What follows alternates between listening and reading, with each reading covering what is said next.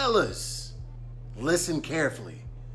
This is part 1 of 5 things you need to do when you're expecting a child.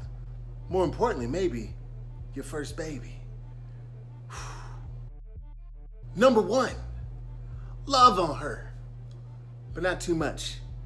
Not too much, you big dummy. Get all up off her. She already got something going on. You don't have to be overbearing and everywhere she is. She doesn't need you as much as she thinks she does, but she also needs you a little bit, so be around just enough not to drive her crazy.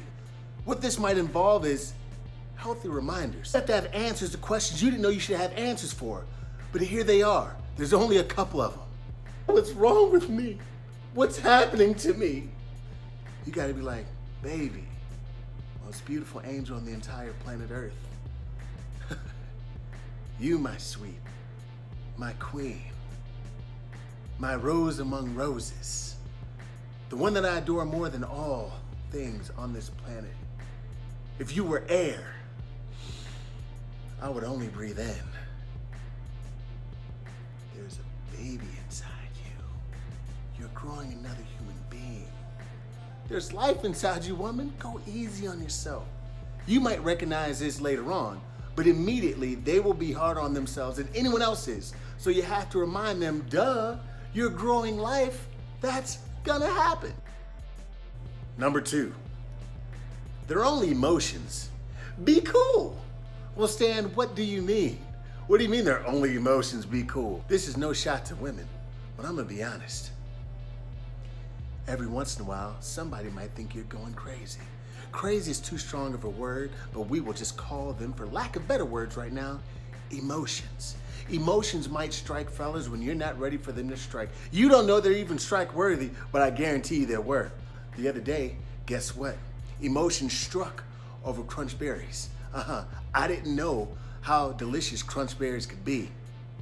Apparently they're very delicious, because as we laid in the bed, she had some crunch berries for breakfast. I thought it was beautiful. Then what I was supposed to do, we got morning breakfast, she got her crunch berries, we're doing the crunch berries. And then she says, baby, would you have some crunch berries?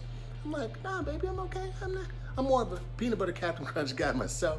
Maybe next round on the crunch berries, honey. And then, with the sweetest, most sensitive, vulnerable voice, I heard her say, but they're so delicious. And she had them in her hand approaching my mouth. And it was then that I had the most delicious crunch berries I ever had in my entire being. They're only emotions, fellas. Just relax, let them happen. The same thing would be happening to us, and maybe even worse if we were able to do something like create a child inside of our own bodies. It's amazing. You never know that part of your personality is now imprinted in them. You might get some of your own medicine every now and then. Don't take it too personal, but it's gonna hurt sometimes. And now this is obviously when your significant other, your wife, your girlfriend, fiance, whatever it is gonna be having a baby, definitely go. But even if you're in a serious relationship, go to the doctor with the woman you care about and love. If you're willing to lay down with her, you better be willing to go see what you're laying down with in every way, shape, and form. And when you go in that room, look at all those devices that they poke and prod and stick things with. They're not real glamorous. I gotta be honest. Matter of fact, check them out. Right here. Yeah. You don't want the problem.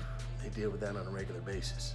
All right, so you want to make sure that you understand exactly what's going on with her and make it to every appointment that you can make. Matter of fact, if it's not directly related to work and you cannot get away, make sure you go.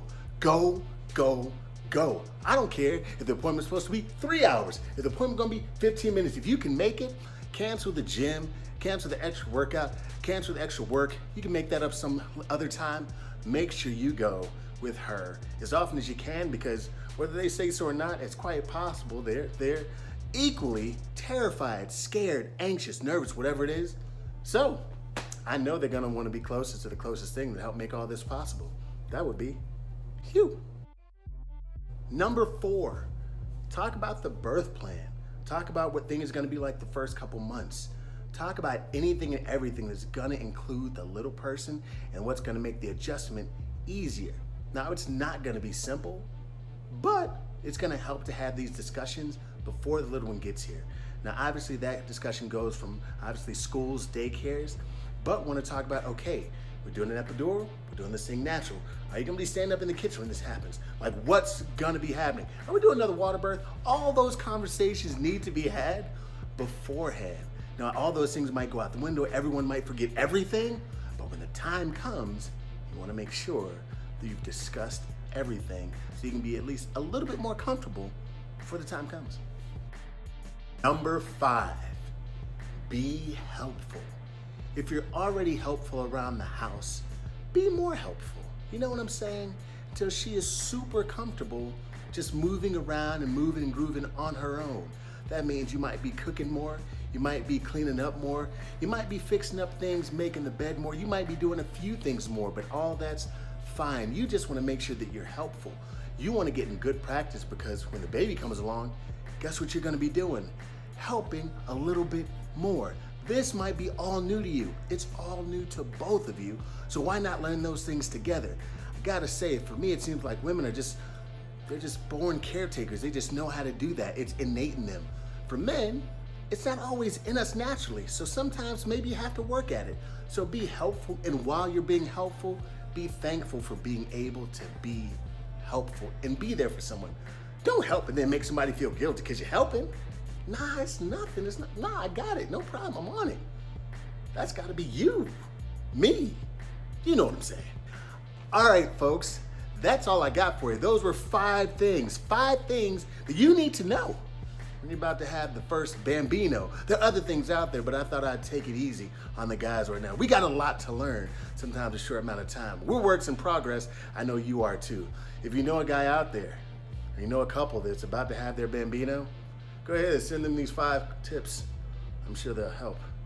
They're helping me. What's that, baby? Got some crunch berries? I'll be right.